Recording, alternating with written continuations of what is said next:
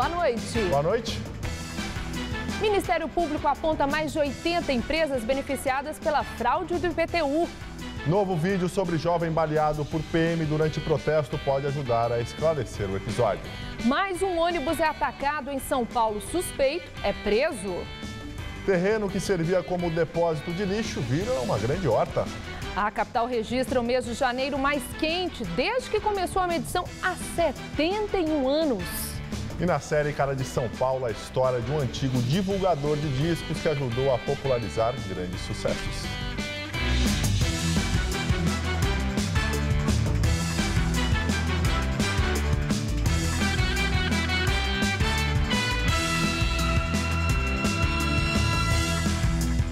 O Ministério Público tem provas de que a máfia envolvida do ISS também fraudava o IPTU. Segundo a promotoria, uma investigação foi aberta para apurar a fraude. Em novembro do ano passado, o prefeito Fernando Haddad já havia falado sobre a possibilidade de a quadrilha também ter fraudado o IPTU. O esquema foi descoberto durante a análise de documentos de posse do fiscal Luiz Alexandre Cardoso de Magalhães, um dos envolvidos no escândalo do ISS. Segundo o promotor de justiça responsável pelo caso, Marcelo Mendrone, de 5 a 10 fiscais da prefeitura participavam do esquema, além dos auditores já investigados pela máfia do ISS. Segundo o Ministério Público, pelo menos 84 grandes empreendimentos conseguiram reduzir o valor do IPTU mediante pagamento de propina. Prejuízo aos cofres públicos não é possível estimar ainda, como eu disse, a investigação está só no início, nós estamos só começando a investigação, mas dá para ter a ideia de que são muitos milhões de reais como lesão aos cofres públicos. A fraude, segundo a promotoria, ocorria desde 2009 e deve ser muito maior, já que apenas essas 84 empresas foram avaliadas de forma aleatória e todas tiveram um imposto reduzido de forma suspeita.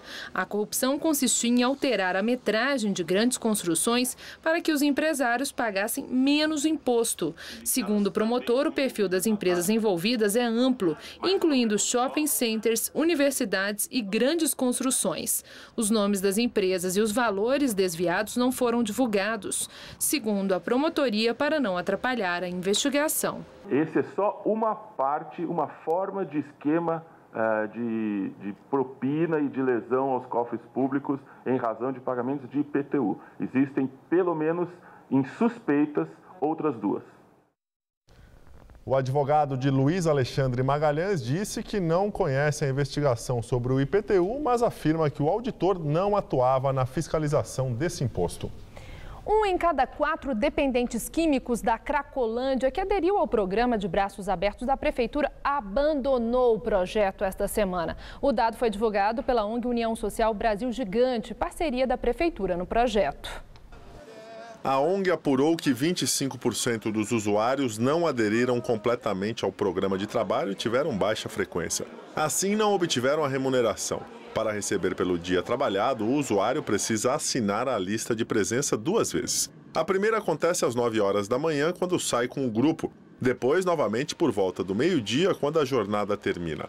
Porém, muitos aparecem para trabalhar pela manhã, mas não voltam mais à tarde. A maior parte dos usuários cadastrados foi colocada no serviço de varrição de ruas e praças. Para cada dia trabalhado, os usuários recebem R$ 15. Uma manifestação interditou hoje à tarde o viaduto do Chá, na região central de São Paulo. O trânsito ficou complicado. Cerca de 100 manifestantes ligados ao movimento do Sem Teto e de outros grupos protestaram contra a realização da Copa do Mundo e também pelo fim da violência policial. O viaduto do Chá chegou a ficar totalmente bloqueado. Eles criticam a atuação da PM nos protestos e defendem um fim de armas letais nas manifestações. Durante o trajeto foram feitas muitas referências ao jovem Fabrício Chaves, baleado pela polícia durante o protesto contra a Copa do Mundo no último sábado. Preso um dos 4 suspeitos de atacar um ônibus na noite de ontem na capital paulista. O ato de vandalismo aconteceu no Jardim Arpoador, na Zona Oeste. O grupo mandou que todos os passageiros descessem do coletivo e começou a quebrar os vidros. A polícia chegou a tempo de evitar que o veículo fosse incendiado.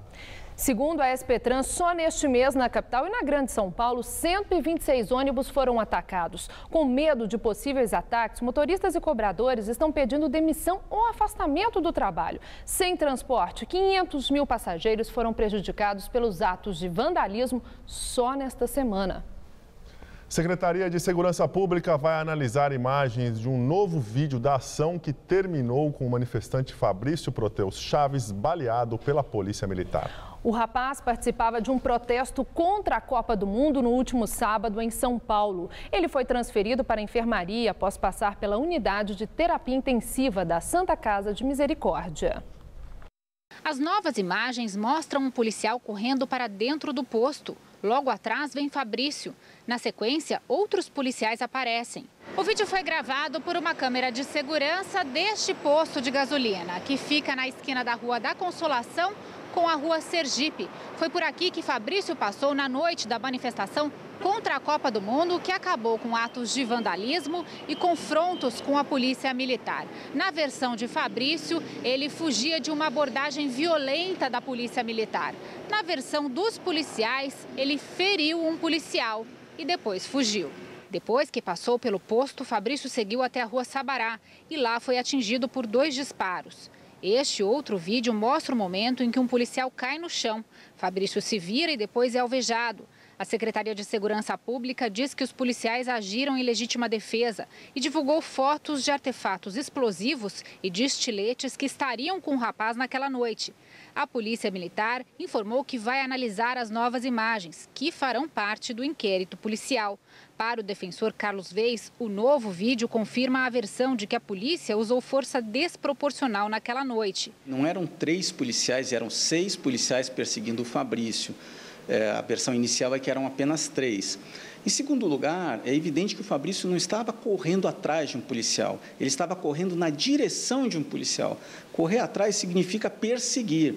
Na verdade, o Fabrício estava sendo perseguido por 5 policiais e um 6º policial se colocou no caminho dele para tentar obstar a sua passagem. Fabrício Proteus está internado na Santa Casa de Misericórdia. Segundo o defensor, ele pode perder o movimento de um dos braços. Fabrício foi ouvido pela Polícia Civil na terça-feira, mas a defesa já protocolou o pedido de cancelamento do depoimento. E o Fabrício foi ouvido menos de 3 dias após ter tomado os tiros, ter perdido 4 litros de sangue, passar por 4 cirurgias, ficar profundamente sedado. Ele tinha acordado dessa sedação fazia poucas horas, ainda estava muito confuso, muito debilitado, com dificuldade para falar e com dificuldade para organizar o seu pensamento, lembrar o que aconteceu. Então, essa oitiva, que também foi tomada sem a defesa presente, eu acho que ela não tem valor nenhum. E por telefone, o delegado Luciano Pires, do 4º Distrito Policial, disse que o depoimento de Fabrício Chaves foi feito dentro da lei, com permissão dos médicos que acompanhavam o caso. O delegado informou que vai voltar a ouvir o rapaz assim que receber alta médica. Um motorista foi morto hoje de manhã a facadas após uma briga de trânsito na Marginal Pinheiros, na zona oeste da capital. A discussão começou quando 2 ocupantes de um caminhão que teria fechado um carro partiram para cima do motorista do veículo. Olha, o motorista foi morto na frente da mulher e do filho. Os 2 caminhoneiros foram presos em flagrante por um policial que passava pela região. Estações de aluguel de bicicletas são alvos de furto e fecham no centro de São Paulo. Desde o começo do ano, 10 estações do projeto Bike Sampa já foram fechadas. As empresas contratadas pela Prefeitura para operar o projeto em parceria com o Banco Itaú informaram que tomaram a decisão por causa de furtos e atos de vandalismo. As estações Glicério, Vai-Vai e Barão do Iguape foram removidas. A intenção é instalar os equipamentos em outros locais. Já nas estações da Praça da Sé, Santo Antônio, República, Liberdade, Anhangabaú, Mercado Municipal e São Bento, só as bicicletas foram retiradas. O contrato do Bike Sampa vigora até o fim de 2014. Os operadores têm que instalar 300 estações na cidade. Até o momento, apenas 142 estações foram instaladas. Em nota, o Banco Itaú não informa o número de bicicletas furtadas nem o prejuízo causado pelos atos de vandalismo. Cada estação do projeto possui, em média, 10 bicicletas. E na época em que não havia celulares e computadores, os divulgadores musicais promoviam os artistas em visitas a rádios, TVs e lojas das capitais. Aqui em São Paulo, muitos sucessos da Jovem Guarda e da música popular brasileira passaram pelas mãos de Dercy Costa, um personagem, gente, que é a cara de São Paulo.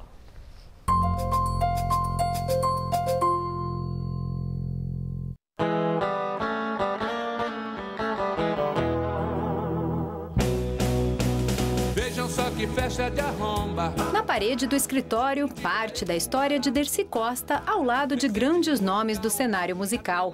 Fã dos vinis desde pequeno, o produtor foi responsável pela divulgação dos lançamentos de artistas como Roberto Carlos, Gerry Adriane. Eu sei que tu vais me deixar. Milton Nascimento.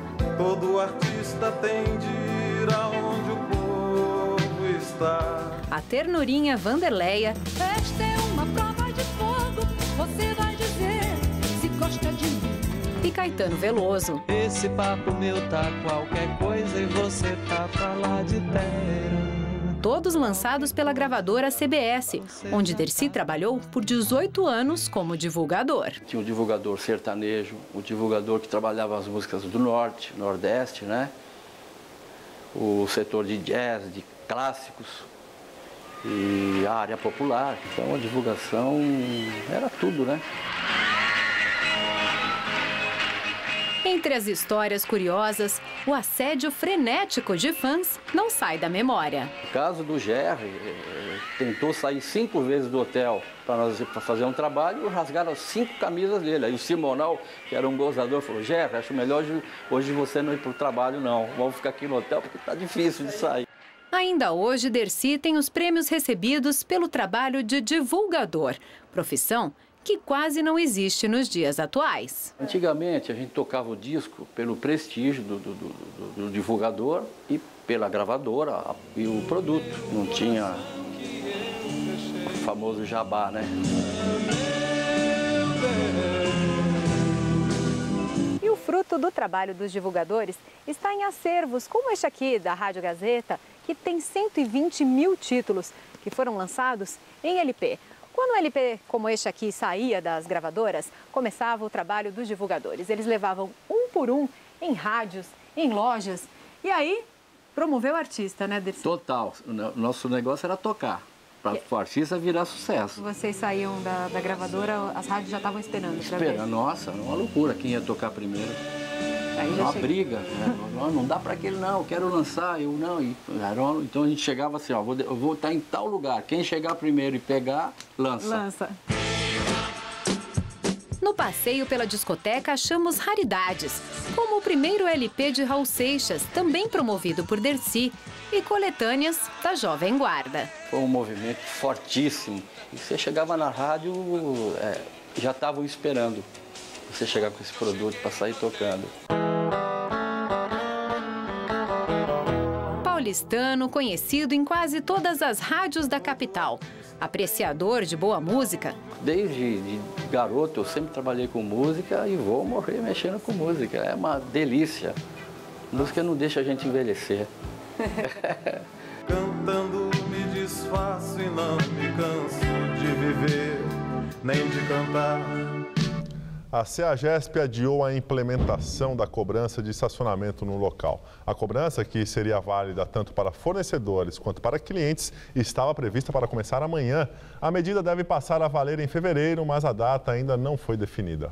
E na manhã de hoje, motoristas protestaram contra a cobrança em frente ao entreposto na Vila Leopoldina, Zona Oeste. Segundo os locatários das bancas de venda de mercadorias, a cobrança pode deixar o serviço mais caro. Um terreno que servia como depósito de lixo na estrada Santa Inês, região da Vila Nova Cachoeirinha, na zona norte da capital, hoje abriga uma grande horta de verduras e frutas.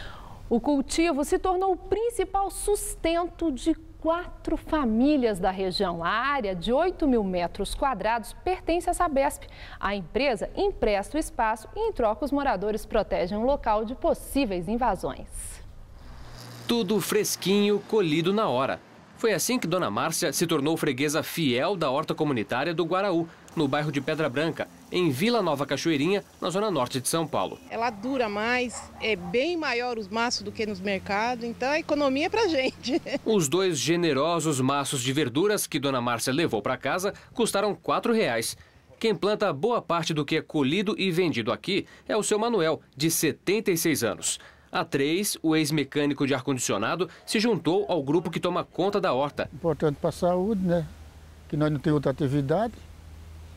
E a atividade que nós temos aqui, eles, é só essa, né? De trabalhar, se movimentar. Somos diabéticos, se nós ficar parados, acaba morrendo. O terreno de cerca de 8.000 metros quadrados pertence à Sabesp. Embaixo de toda esta plantação estão tubulações que levam água do sistema Cantareira de abastecimento para boa parte da Grande São Paulo. O programa, que tem o nome de Hortas Comunitárias em faixas adutoras, permite que estes aposentados tomem conta do local para que não haja nenhuma ocupação irregular ou despejo de lixo. A ideia é plantar e vender para tirar o sustento. Aqui, quando a gente vende R$200, a gente divide R$50 para cada. A cada 15 dias, uma agrônoma da prefeitura visita a horta para dar orientações e fiscalizar o trabalho. O expediente vai das 6 da manhã às 6 da tarde. O seu Chicão estava me explicando que, como o terreno aqui é acidentado, ele precisou plantar algumas coisas na parte de baixo do terreno. Por que, seu Chico? Para plantar umas carreiras de cana, para segurar a terra que a chuva carrega a terra para não dar erosão no terreno. Então, o jeito que tem é a gente plantar umas coisas na parte mais baixa para segurar a terra, para a água não carregar. Na parte mais alta do terreno estão outras plantações, mas a falta de chuvas em São Paulo tem estragado alguns pés. Desde 79 que estou aqui em São Paulo, pela primeira vez eu estou vendo São Paulo virar Nordeste. Mesmo assim, eles não pretendem parar. Querem continuar para ver cenas como esta. Compradores que não trocam essas verduras por nada. Cheiroso, gostoso isso aqui. Na feira é igual assim ou não? É nada. Aqui é melhor. É da flor da terra. E depois de atingir recorde histórico em 2012, números de acidentes aéreos no Brasil caiu no ano passado. Os dados são do Centro de Investigação e Prevenção de Acidentes Aeronáuticos. O levantamento aponta queda de 8,42% nos acidentes. Foram registrados 163 casos, sendo apenas um no transporte de passageiros. Durante a Copa do Mundo, a Força Aérea Brasileira fará ações nos 12 aeroportos das cidades sedes para manter a segurança. Uma equipe de investigadores estará presente para agilizar o atendimento em caso de acidentes. Terminou hoje o contrato da Controlar com a Prefeitura de São Paulo. Agora, novas empresas serão contratadas através de licitação para realizar a inspeção veicular na cidade. A partir de amanhã, a inspeção veicular estará temporariamente suspensa. Com isso, o licenciamento dos veículos registrados na capital neste ano não estará mais condicionado à aprovação na inspeção. Os 70 mil motoristas que estão com a vistoria atrasada até hoje serão abonados. As novas regras da inspeção, já aprovadas em lei, determinam que os veículos com até 3 anos não passarão pelo procedimento. Já os carros com 4 a 9 anos de uso deverão fazer inspeção somente a cada 2 anos. A partir de 10 anos e movidos a diesel deverão ser testados anualmente. A taxa de R$ 47,44, que antes era obrigatória para todos, agora será aplicada somente para veículos reprovados no teste. E as multas aplicadas até hoje continuam válidas, mas a partir de amanhã já não serão mais aplicadas novas multas pela falta de inspeção até que seja divulgado o calendário definitivo do novo modelo de serviço. Olha, o calor está demais, né? A capital paulista teve o mês de janeiro mais quente dos últimos 71 anos. O dado foi divulgado hoje pelo Instituto Nacional de Meteorologia. A repórter Fernanda Azevedo está no Parque do Ibirapuera e tem mais informações. Fernanda? Estela, e com esse calorão que está fazendo esse mês, muita gente aproveita o horário de verão também para vir aqui para o Parque Ibirapuera para se exercitar e aproveitar esse dia mais longo. Desde 1943, quando começaram as medições do IMET aqui na cidade de São Paulo, não houve um mês tão quente quanto este mês de janeiro que termina hoje. As médias foram de 31,9 graus e a máxima 35, claro. 20,4 graus. Claro que a sensação perto do asfalto, no trânsito, é bem maior. Olha, a explicação está ali, ó, lá em cima, nesse céuzão azul bonito, sem nuvem e sem chuva para refrescar esse verão. Mas atenção, a Defesa Civil colocou vários bairros de São Paulo em estado de atenção para o tempo seco hoje. Na Zona Sul, Zona Norte, parte da Zona Oeste, na Zona Leste, lá na Zona Leste, a umidade relativa do ar caiu quase para 20%. Com isso, a concentração de poluentes aumenta. Então, algumas recomendações da Defesa Civil para que se coloque baldes de água, panos úmidos pela casa para umidificar o ar, para que se evite atear fogo em folhagem, em terrenos baldios, porque esse fogo se alastra rapidamente. E olha, o tempo deve continuar assim, quente e seco nos próximos dias. Vamos conferir agora em detalhes a previsão do tempo em São Paulo e em todo o Brasil com Luciana Magalhães.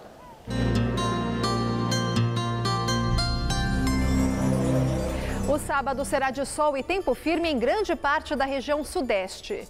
Uma massa de ar seco inibe a formação de nuvens de chuva, deixando o tempo seco e quente no sudeste e também na Bahia, no centro-sul do Tocantins, em Goiás e no leste do Mato Grosso. Não há previsão de chuva também no leste do Paraná. Nas demais áreas do país ocorrem pancadas de chuva. O calorão continua de norte a sul e os termômetros ficam acima dos 30 graus em praticamente todas as capitais, chegando aos 30 em Maceió, aos 35 em Florianópolis e aos 39 no Rio de Janeiro.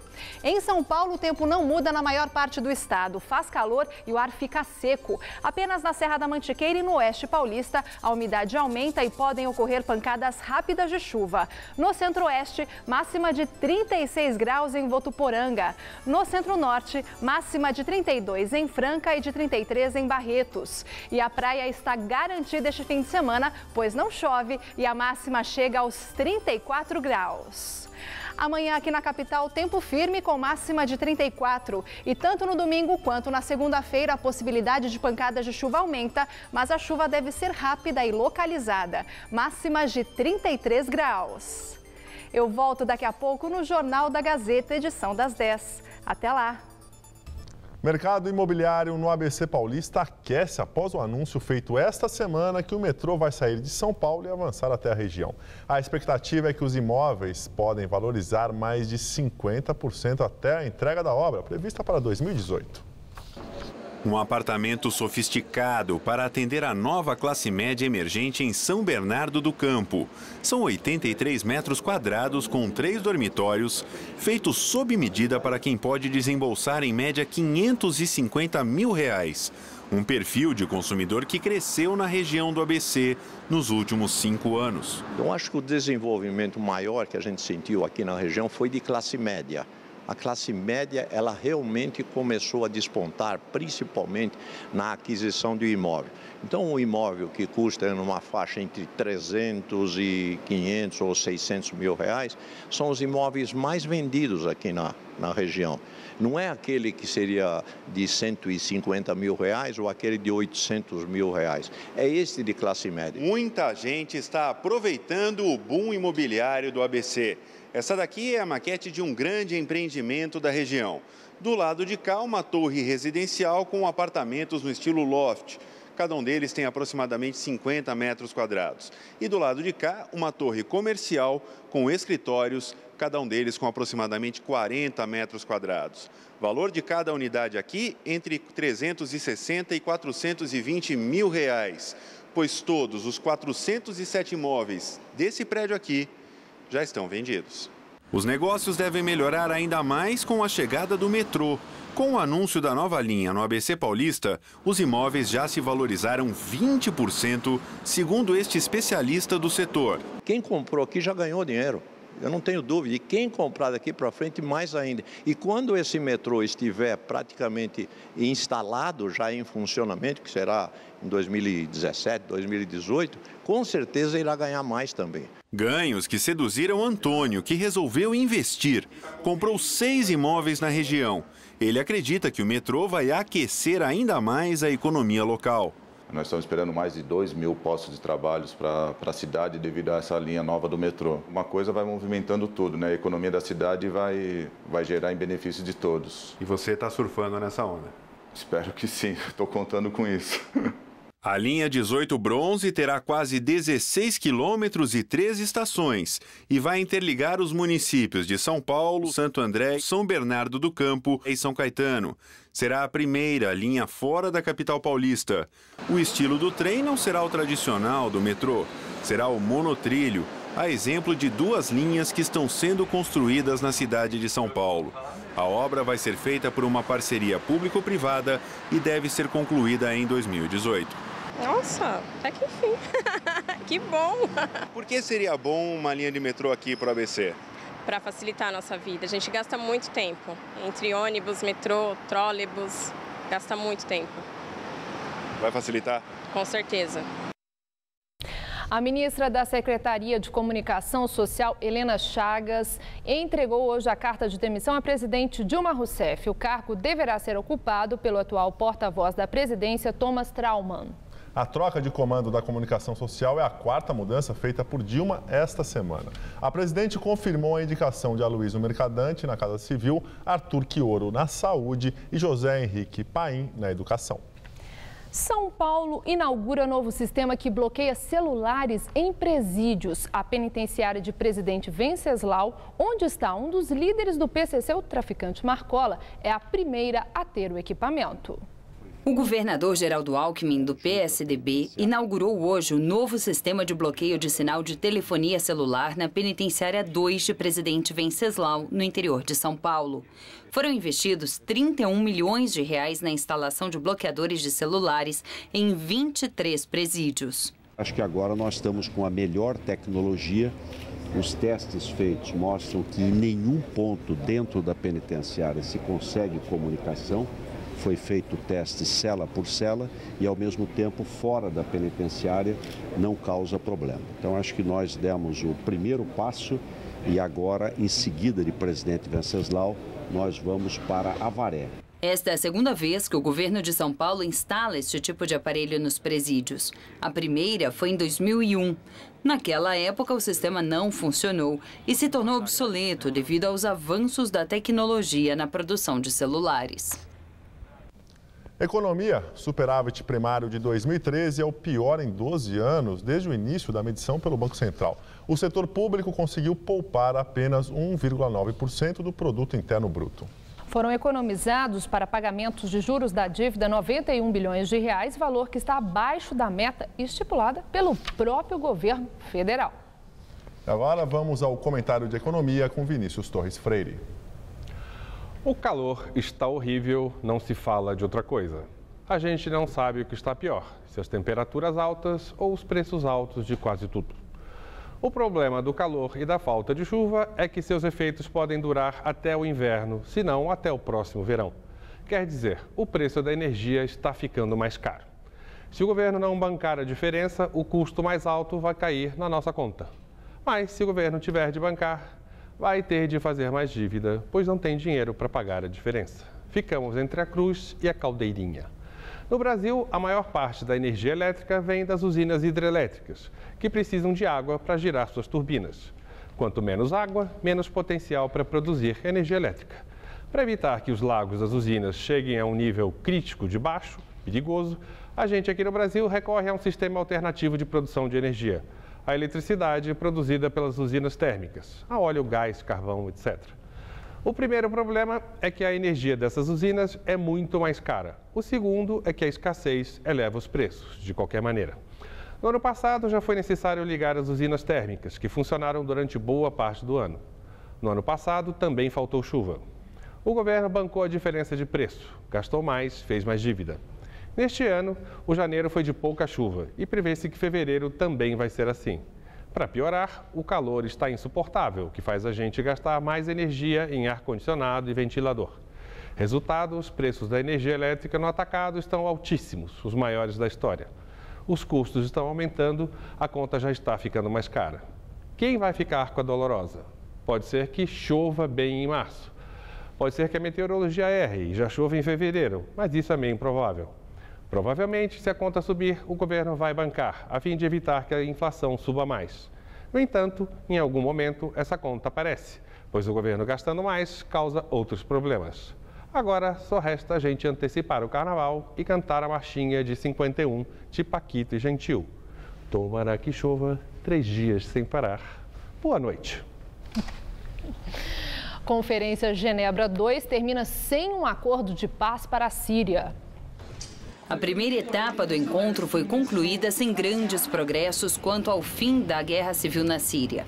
No encontro de hoje, aliados do país acusaram o presidente Bashar al-Assad de interferir e atrasar as negociações. As conversas devem ser retomadas no dia 10 de fevereiro, mas a Síria ainda não confirmou presença. Enquanto isso, de acordo com o relatório da ONU, cerca de 2.000 pessoas morreram em conflitos no país desde que a conferência teve início na Suíça, no dia 22. E agora as notícias do esporte com Gabriel Cruz e Celso Cardoso. Palmeiras vence mais uma e mantém 100% de aproveitamento no Campeonato Paulista. Celso, além das goleadas de Santos e São Paulo na quarta, ontem teve mais um resultado elástico, né? A Ponte Preta, Gabriel, começou mal 2014 e levou uma surra do 15 de Piracicaba. Até o técnico foi demitido depois do resultado. Já o Palmeiras venceu o Penapolense pela 4ª vez seguida no campeonato. O Palmeiras venceu. Vamos acompanhar. O único gol da partida no Pacaembu foi marcado por Marquinhos Gabriel, gol da vitória do Palmeiras. 1-0 sobre a Penapolense. No Barão de Serra Negra, gol só no segundo tempo para 15 de Piracicaba e Ponte Preta. Adriano Ferreira abriu a contagem para o time da casa. Cafu, de pênalti, aos 38 minutos, ampliou a vantagem. Aí o caldo da Ponte desandou. 3 minutinhos depois, novamente Cafu apareceu para marcar o terceiro do 15. Aos 45, Pipico fez mais um para a equipe de Piracicaba. E nos acréscimos, Alemão descontou para Macaca. E ficou nisso, 15 de Piracicaba, 4, Ponte Preta 1. E no final de semana teremos o confronto entre os dois times que foram goleados nesta rodada. A Ponte, que você acabou de ver, levar 4 do 15 Piracicaba, encara o Corinthians, que deu um vexame maior ao sofrer 5 gols do Santos na Vila Belmiro. Esse jogo em Campinas é encarado como de fundamental importância para espantar a crise que já ameaça se instalar no Parque São Jorge. A temporada corintiana não começou muito bem.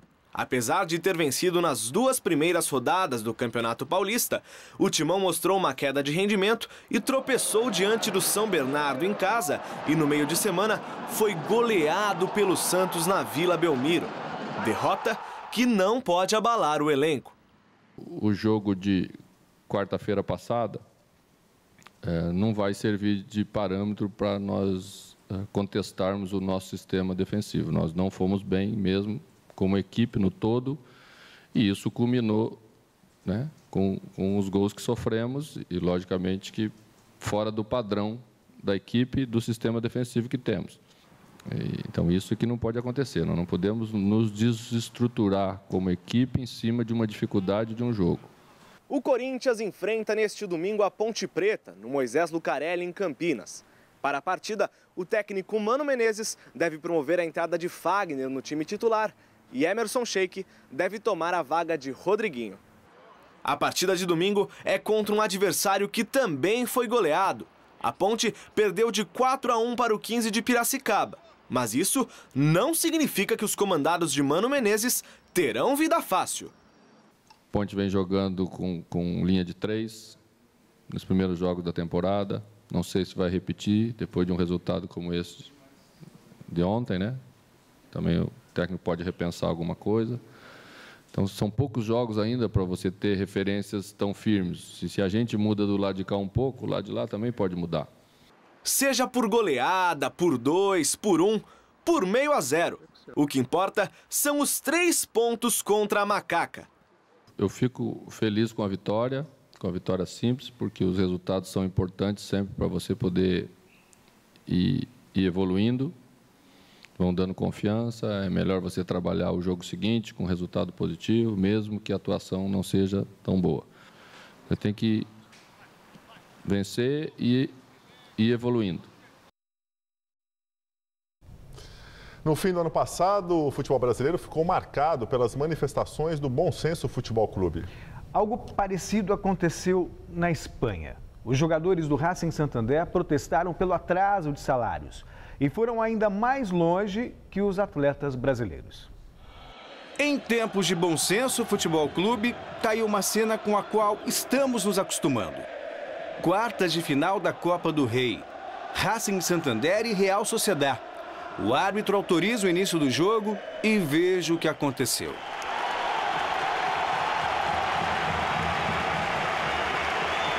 Os titulares do Racing e os reservas da equipe, na parte de baixo da tela, se abraçaram, enquanto que a Real Sociedad ficou tocando a bola no campo de defesa. Uma situação pra lá de inusitada, mas que já era esperada pela maioria dos envolvidos na partida. A bola então foi jogada para a lateral por um atleta da Sociedad. O árbitro foi ao centro do gramado conversar com o goleiro e capitão do time da casa, Mário, perguntando se o arremesso seria cobrado. Ele acenou negativamente com a cabeça. E o árbitro não teve dúvida. Suspendeu o jogo, o que selou a desclassificação do Racing.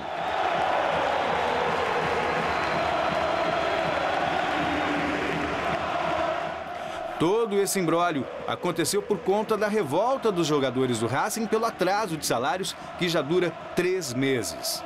Além disso, eles pedem a renúncia do presidente Ángel Lavin e de toda a diretoria do clube. A recusa dos atletas inflamou o estádio El Sardinero. Toda a torcida do Racing permaneceu nas arquibancadas, apoiando a decisão dos jogadores. Em resposta, eles foram aos 4 lados do gramado aplaudir os torcedores em agradecimento. Depois de mais de 10 minutos ouvindo o apoio da torcida, os jogadores reuniram no centro do gramado para um último gesto de gratidão. Já o presidente do clube, em nenhum momento foi visto no estádio. Ô Celso, você acha que um dia veremos uma manifestação como essa aqui no Brasil? Os problemas são muito maiores? São muito maiores, mas serve como exemplo.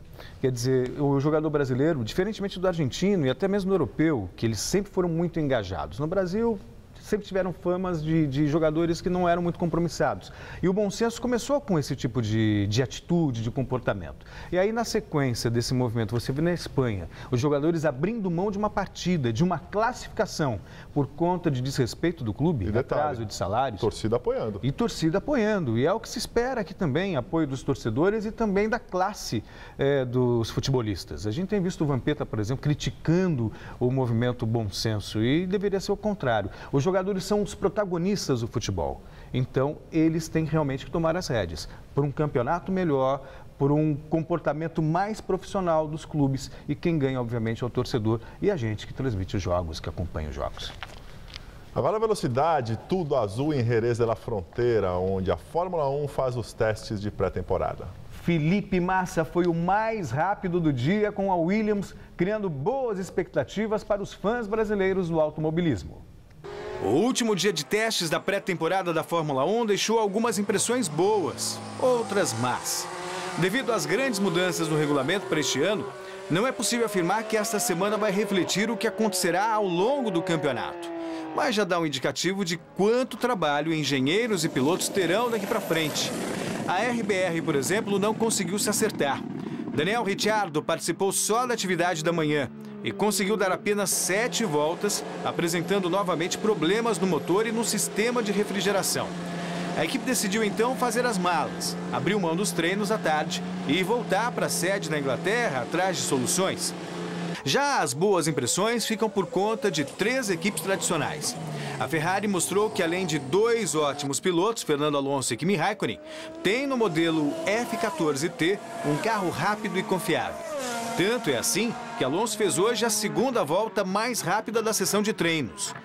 Outra equipe tradicional com bom desempenho no circuito espanhol foi a McLaren, ressurgindo depois de um 2013 bem abaixo da média.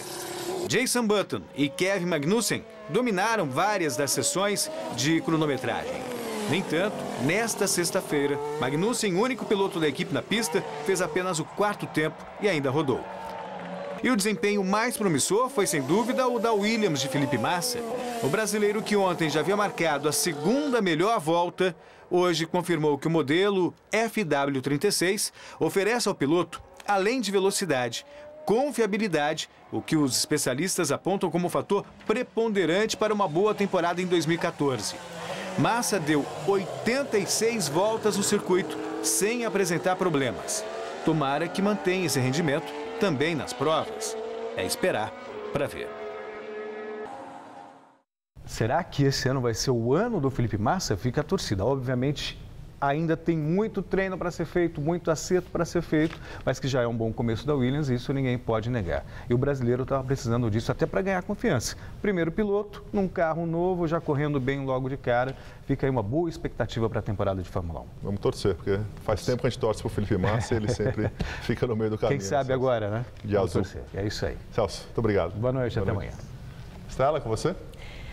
FUVEST divulga a lista dos aprovados no vestibular 2014. A divulgação, que ocorreria somente amanhã, foi antecipada.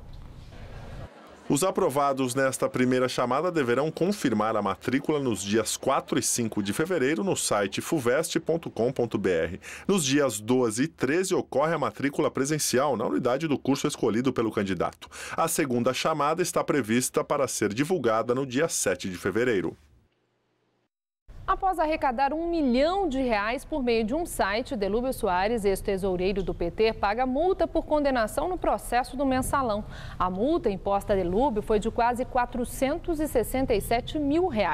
O site criado pela família do petista arrecadou muito mais que o previsto. Segundo a defesa de Delúbio, o valor excedente deverá ser doado ao próximo petista que for intimado a pagar a multa judicial. Com isso, o dinheiro pode vir a ser doado para José Dirceu.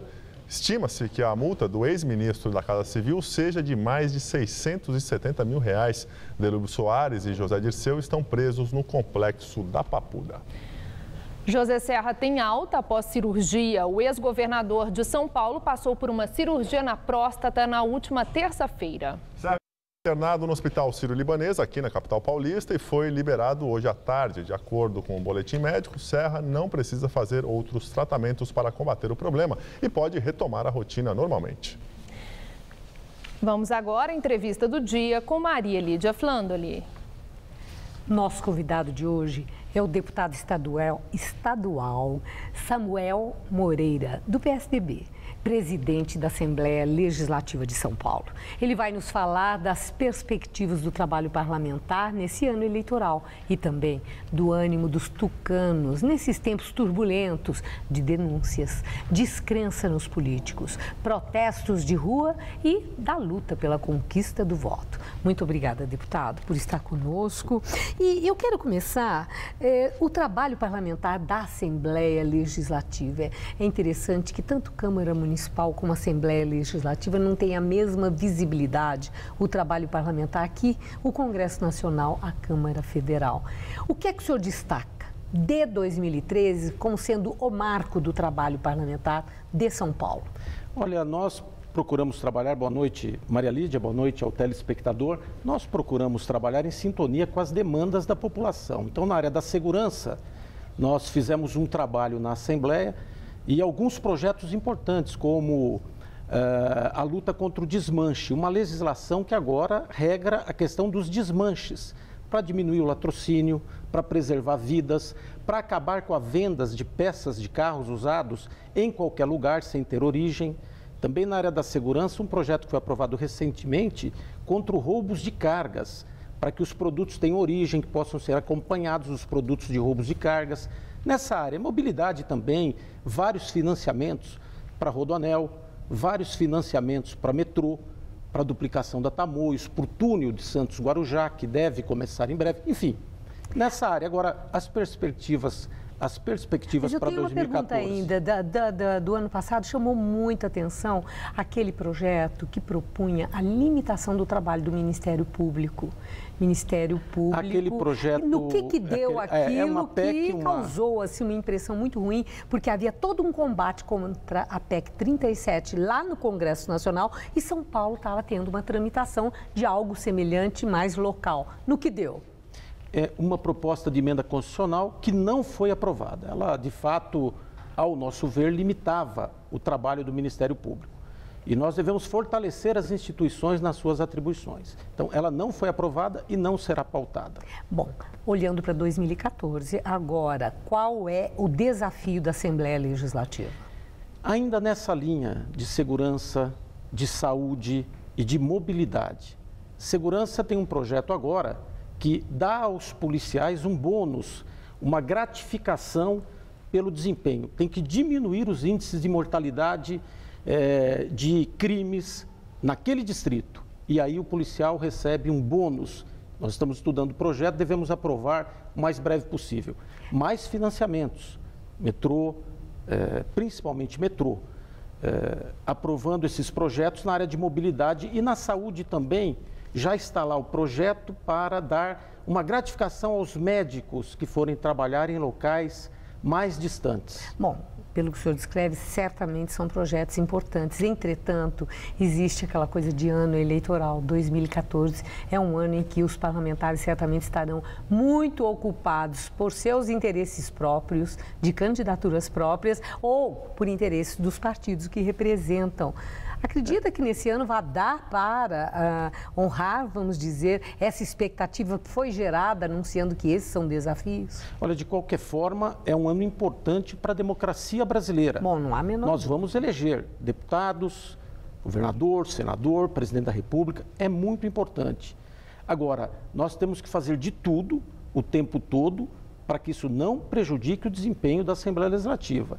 Então, nós temos lá muita transparência, o nosso portal, as pessoas podem acompanhar. Sim, mas vai haver deputado, a presença, o empenho. Com certeza. É isso, o senhor vai cobrar, vai exigir? O tempo todo. É fundamental que haja o andamento. Isso faz parte da atividade e do bom mandato do deputado. Deputado, a questão da CPI sobre essas denúncias das empresas Alstom Siemens, que envolvem agentes públicos do governo do PSDB e também lideranças e políticos do seu partido, o PSDB. O líder do PT esteve aqui no Jornal da Gazeta, da bancada do PT, o deputado Luiz Cláudio Marculino, e ele falou que só não consegue as assinaturas dos parlamentares do PSDB. Vocês são contra essa CPI? Em primeiro lugar, nós somos a favor de toda investigação. É importante que haja a apuração. Esta CPI? Nesse caso, está sendo apurado pela Assembleia e aí a maioria dos deputados, grande maioria, não é nenhuma questão de pequena maioria, porque a minoria pode apresentar um requerimento de CPI. 32 deputados apresentam, são 94, um terço poderia apresentar, certo. Ou seja, a minoria poderia apresentar e não apresentou. Não tem um requerimento pedindo a CPI. Por quê? Porque houve uma opção da grande maioria que a investigação se desse na Comissão de Transportes. Mas e essa lista então, que já tem as 28 assinaturas? Não, tem 28, mas não tem 32. Sim, mas as 4 que faltam, o PSDB não assina. Por quê? Não, primeiro porque há uma investigação em curso dentro da Comissão de Transportes. Tem o Ministério Público Federal, Sim. Tem o Ministério Público Estadual, Polícia Federal, enfim. Nós achamos que nesse momento a CPI só daria campo para um palanque eleitoral em função até do momento eleitoral que nós estamos vivendo. Mas isso não é contraproducente para o próprio partido, para aqueles que são candidatos, por passar uma impressão que no PSDB se tem medo do que uma CPI possa levantar? Não há medo qualquer. E também, de passar essa impressão? Não há essa impressão e há também toda a apuração sendo feita. Para você ter uma ideia, Maria Lídia, o telespectador, a Comissão de Transportes da Assembleia Legislativa já convocou, o presidente do metrô já esteve lá, o presidente da CPTM já esteve lá, o secretário de Transportes já esteve lá e está continuando o trabalho. Nada impede que se abra uma CPI, não é uma prerrogativa do presidente, dos deputados. Sim. Tem que ter as 32 assinaturas, certo. Que é um terço. Enquanto não tiver, não se abre. E nós acreditamos que isso deva ser apurado. Se eu puder, porque o Estado, o governo do Estado, ele é vítima. Se houve cartel, ele é vítima. Houve um cartel de empresas privadas para burlar licitações do governo do Estado. Isso é grave, tem que se apurar.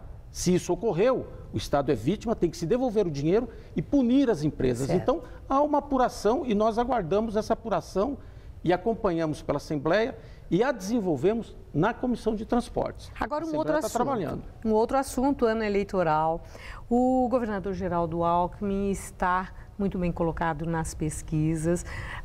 O senhor acredita que ele vai conseguir ganhar no primeiro turno ou teremos 2 turnos? Pelo que o senhor vê, pelos adversários que ele tem, SCAF que tem, a força da Fiesp com ele, Padilha que tem a força do presidente Lula e da caneta da presidente Dilma. Como é que o senhor vê? Olha, eu ainda acho cedo para ter essa... É muito cedo, a eleição é muito dinâmica. Nós temos um quadro de muita pulverização partidária, de muitos candidatos. Eu acredito que o governador Geraldo hoje é favoritíssimo, está na frente, hoje ganharia no primeiro turno, mas nós precisamos continuar fazendo um trabalho, porque o principal cabo eleitoral de um governante é o resultado do seu governo. Então, o governador está trabalhando, não está preocupado com a eleição. Então, continuar trabalhando, realizando, melhorando os indicadores, e aí continua favorito, com a possibilidade de se ganhar no primeiro turno. Rapidíssimo. Para encerrar, o senhor vai ser candidato esse ano? Há uma perspectiva, sim, né? Por enquanto não há candidatura, não há ainda uma preocupação. Mas o senhor pretende concorrer? Provavelmente sim, temos toda a disposição. Provavelmente é deputado federal. Nos entusiasma muito a possibilidade de ajudar a mudar o Brasil, que é um país tão concentrador de recursos dos nossos impostos e também de poder legislativo. Muito da legislação, como você disse no início, são realizadas lá em Brasília para mudar o Brasil. Então há uma perspectiva nesse sentido, mas nada ainda completamente definido. Agradeço muito sua entrevista. Muito boa sorte. Obrigada. Eu te agradeço. Boa noite. Boa noite a você e ao telespectador. Muito obrigado. Estela. Em liminar, Justiça de São Paulo limita os rolezinhos previstos para este fim de semana em 2 shoppings, o Aricanduva, na Zona Leste, e o Mauá Shopping, na região do Grande ABC. Mais de 1.000 pessoas já confirmaram via internet presença nos eventos. Havia rolezinhos marcados para os shoppings Penha e Taboão, mas a decisão proíbe os eventos nestes estabelecimentos. A liminar é do desembargador Rômulo Russo, da 11ª Câmara de Direito Privado do Tribunal de Justiça, e atendeu um pedido da Associação Brasileira de Shoppings. O desembargador afirma na decisão que os centros comerciais não possuem estrutura adequada para receber multidões e garantir a segurança de todos, e citou que existem poucas saídas de emergência e rotas de fuga. Começam as comemorações do Ano Novo Chinês. Na China, as pessoas fizeram orações para pedir um ano melhor. Este é o feriado mais importante no país e foi celebrado com muita dança e fogos de artifício. A data marca a entrada do Ano do Cavalo, que representa lealdade e energia na cultura chinesa. Protestos anti-governo continuam na Tailândia. Hoje, manifestantes interditaram um dos postos de eleição. O pleito está marcado para este domingo, quando a população elegerá um novo parlamento para o país. As manifestações tiveram início em novembro do ano passado e têm como objetivo a renúncia da primeira-ministra Yingluck Shinawatra. Hoje foi recuperado o fragmento de tecido que contém o sangue do Papa João Paulo II. Ontem, os policiais prenderam os 3 jovens envolvidos no crime e encontraram as relíquias que foram roubadas da capela italiana de L'Aquila no início da semana. Eles afirmaram que estavam interessados nos fios de ouro das roupas. Primeiro-ministro britânico David Cameron se reúne com o presidente francês François Hollande. O objetivo do encontro é discutir as reformas da União Europeia e o desenvolvimento de acordos econômicos envolvendo energia e tecnologia. Cameron afirmou que a Inglaterra e a França são países similares em força. E Hollande ressaltou que, apesar de terem políticas diferentes, as nações têm o mesmo objetivo: superar a crise econômica. Presidente da Ucrânia revoga todas as leis antiprotesto no país e anistia detidos. O clima já é mais calmo e os confrontos cessaram. Mesmo assim, os manifestantes continuam na Praça da Independência, na capital Kiev. A ONU pede que sejam investigadas as denúncias de tortura por policiais. Hoje, o Conselho Europeu, que é o órgão político mais importante do bloco, expressou preocupação com a crise política e com a violação de direitos humanos na Ucrânia.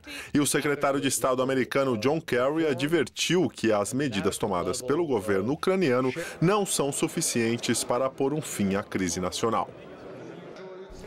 E o Jornal da Gazeta fica por aqui. Essas foram nossas principais notícias. O Ministério Público aponta mais de 80 empresas beneficiadas pela fraude do IPTU. Novo vídeo sobre jovem baleado por PM durante protesto pode ajudar a esclarecer o episódio. Mais um ônibus é atacado em São Paulo. Suspeito é preso. Terreno que servia como depósito de lixo vira uma grande horta. A capital registra o mês de janeiro mais quente desde que começou a medição há 71 anos. E na série Cara de São Paulo, você conheceu a história de um antigo divulgador de discos que ajudou a popularizar grandes sucessos. A edição de hoje pode ser vista daqui a pouco no site youtube.com/Jornal da Gazeta. Mais notícias do Jornal da Gazeta, edição das 10. Uma excelente noite para você. Nós voltaremos amanhã às 19 horas. Uma boa noite e um ótimo final de semana. Até lá.